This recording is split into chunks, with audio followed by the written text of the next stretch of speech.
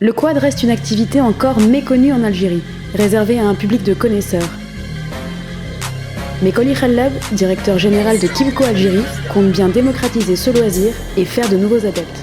Monsieur Koli Khallab, 31 ans, installé en Algérie depuis près de 7 ou 8 ans. J'ai fait mes études en France et mes premières expériences professionnelles en France. Et en 2006-2007, j'ai décidé de répondre à l'amour de la patrie, rentrer dans mon pays pour développer une de mes passions, donc le quad et la moto. Donc aujourd'hui, on a un gros travail à faire sur la démocratisation du deux roues en Algérie et sur la culture du deux roues tout simplement.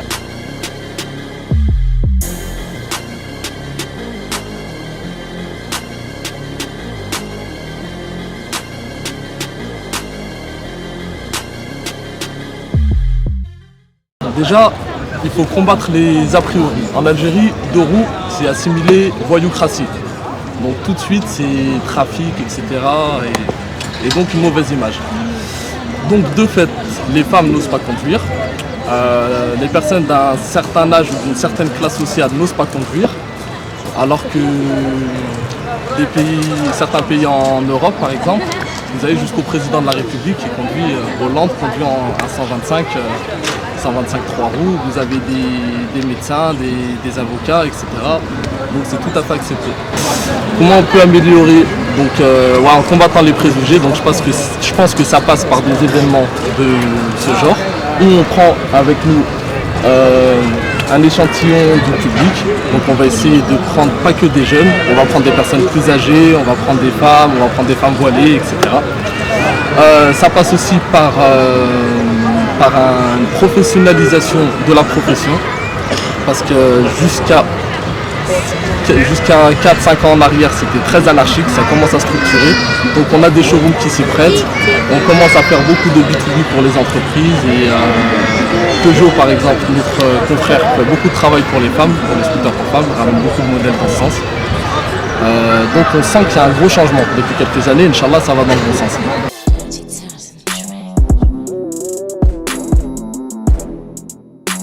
Si vous voulez, la réglementation, elle est à la fois obsolète sur certains points, donc c'est des textes de loi qui datent des années 80.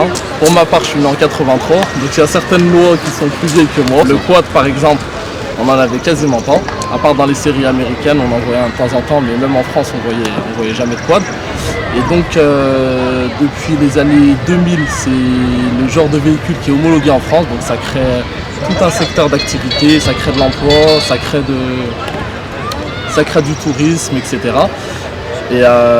Et en Algérie, ce n'est pas encore homologué, mais il y a beaucoup de travail qui est fait dans ce sens et on a bon espoir, Inch'Allah, que dans les prochaines années, on ait des avancées sur ça, par exemple. Effectivement, on a des quads cross qui sont prévus pour le tout-terrain, donc en Algérie qui vont très bien pour des régions montagneuses, pour nos plages, pour le Sahara, là, je pense qu'on a le plus grand désert au monde.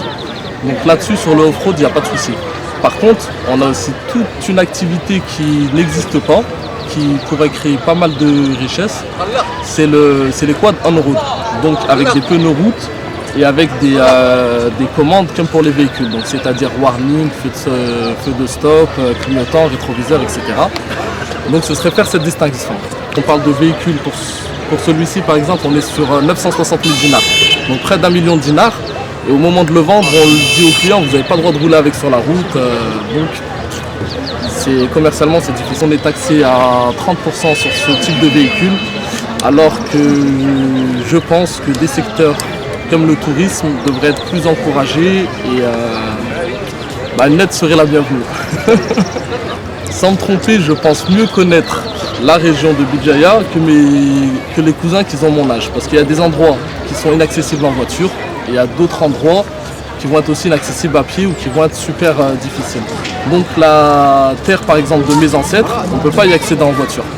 Nous on y va en quad, ça nous prend à peu près 1 heure, on fait des randonnées là-bas et donc on découvre plus en profondeur notre paysage, notre pays que si on n'avait pas ce moyen de locomotion. Depuis 2 ans, on a travaillé sur beaucoup de projets, notamment sur la région de Timimoun et Béchar. Donc c'est des randonnées quad, plutôt orientées sur les adultes pour l'instant. Donc c'est des randonnées de quad qui permettent de faire le plein de sensations et le plein aussi d'aventure. Nous on fait un effort de sensibilisation, après peut-être que c'est insuffisant, l'avenir nous le dira, mais déjà avant d'arriver à la sensibilisation, il y a le choix des produits. Nous, tous nos produits, ils sont aux normes européennes. Donc les normes européennes, c'est vrai qu'il y a le souci de la pollution, mais il y a surtout la sécurité du client. Donc par rapport aux angles d'inclinaison, aux distances de freinage, etc., il faut savoir que nous, on place nos clients sur le même niveau qu'un client européen. On ramène des casques aux normes Euro 9 pour les casques, les vestes, etc. Donc on a ramené vraiment ce qui se fait de mieux en matière de sécurité. Le message que j'aurais à délivrer par rapport aux autorités, au niveau en fait des lois, quasiment tout existe. Donc, un exemple tout bête, le port du casque existe, il n'y a aucune loi à modifier ou à créer là-dessus. Par contre, au niveau de l'application, je pense que sans hypocrisie, chaque citoyen peut le constater. Tout le monde a déjà vu des personnes sans casque, en claquettes, passer dans des barrages sans se faire interpeller. C'est devenu plus que toléré, c'est devenu la norme. Ce serait bien de maintenir la pression pendant plusieurs mois, de manière à ce que tout le monde comprenne. Un peu comme vous savez pour l'automobile, avant personne ne mettait la ceinture, après ils ont mis des amendes à tout le monde, aujourd'hui tout le monde met la ceinture. Donc ce serait bien qu'ils fassent la même chose pour le port du casque par exemple.